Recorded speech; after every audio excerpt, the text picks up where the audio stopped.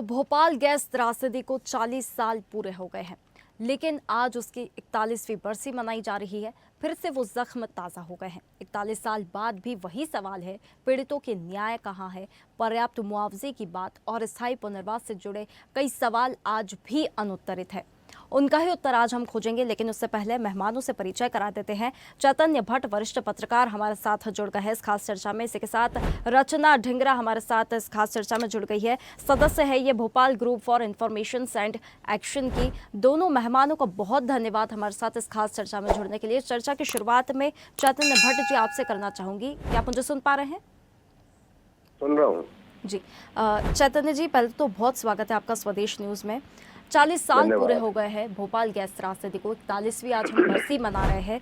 आज भी हम नहीं वो दर्द भूल पाए, वो जख्म फिर से ताज़ा हो गए हैं। लेकिन हम ये पता क्यों नहीं कर पाए हैं कि यूनियन कार्बाइड प्लांट में वो क्या कमी आ गई थी, सुरक्षा व्यवस्था जो इतनी नाकाम क्यों हो गई थी, जो इतना दर्द अब जिंदगी भर के लिए झेलना पड़ रहा है। देखिए, ये जो आपकी गैस वाली जो घटना थी वो एक इतनी बड़ी औद्योगिक त्रासदी थी जिसको आप देखिए 40 साल हो चुके हैं। उसके बाद भी हमारे मन में वो यादें तमाम ताजा थी जब रात में लोग इधर से उधर भाग रहे थे और मिथाइल आइसोसाइनाइड की गैस जब रिसाव का हुआ था और आधी रात का वक्त था। उस समय लोग अपने घरों में आराम कर रहे थे, लेकिन जैसे ही ये खबर मिली उस समय भोपाल में इस तरह की भगदड़ मची थी जिसकी कल्पना नहीं की जा सकती थी। यूनियन कार्बाइड अमेरिका की कंपनी थी और 1950-60 के दशक में जब हरित क्रांति आई तो एक 7 ब्रांड करके एक कीटनाशक की उत्पादन के लिए उन्होंने यूनियन कार्बाइड को यहाँ पर स्थापित किया था। 69 या 70 के आसपास की बात है, लेकिन हमें नहीं मालूम था कि ये जो हरित क्रांति के लिए कीटनाशक बनाने के लिए यूनियन कार्बाइड आ रही है, ये किसी दिन 12, 14, 15 साल बाद सैकड़ों लोगों की जान ले लेगी। एक आंकड़ा तो ये कहता है कि लगभग 3500 लोगों की मौत हुई थी उस दौरान, लेकिन वो संख्या बढ़ते बढ़ते, क्योंकि उसमें जो लोग घायल हुए थे या जिनके शरीर में गैस चली गई थी उनकी उसी समय तक मृत्यु नहीं हुई थी, लेकिन बाद में 5 सालों के बीच में काफी लोगों की उसमें मृत्यु हुई थी।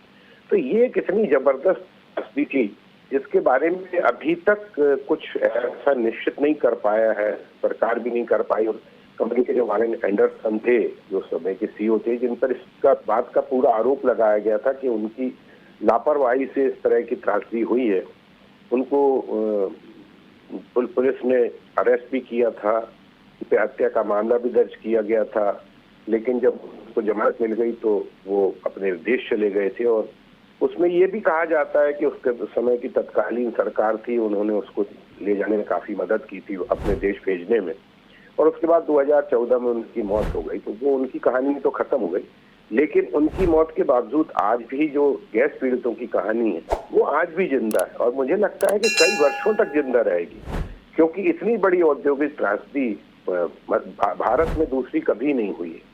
भोपाल में यूनियन कार्बाइड में ऐसा जो कहा जाता है और जो रिपोर्ट्स आई थी कि उसमें 25,000 के आसपास लोगों की मृत्यु हुई थी पिछले उसके आगे के 5-7 सालों में।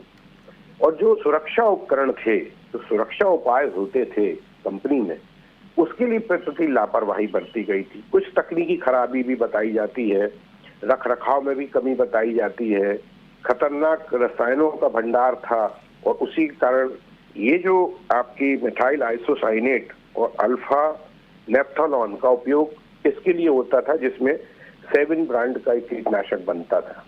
लेकिन जब मिथाइल आइसोसाइनेट का जब रिसाव हुआ तो वो इतनी जहरीली थी कि जिसके कारण बहुत से लोग अपंग हो गए, उनके दिमाग में विकृति आ गई, उनके शरीर में विकृति आ गई, जिसका बहुत लंबे समय तक असर रहा है।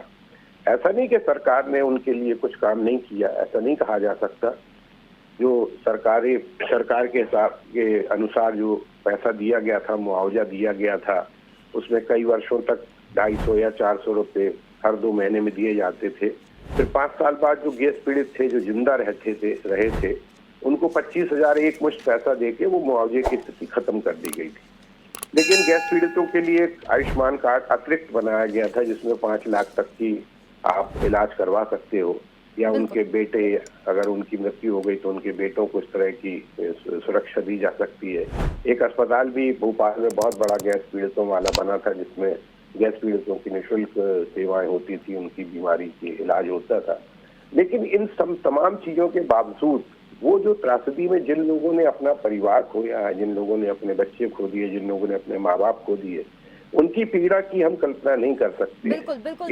ताज़ा खबरों के लिए लाइक, फॉलो और यूट्यूब पर सब्सक्राइब कर बेल आइकन दबाएं। साथ ही हर अपडेट के लिए विजिट करें स्वदेशलाइव.com।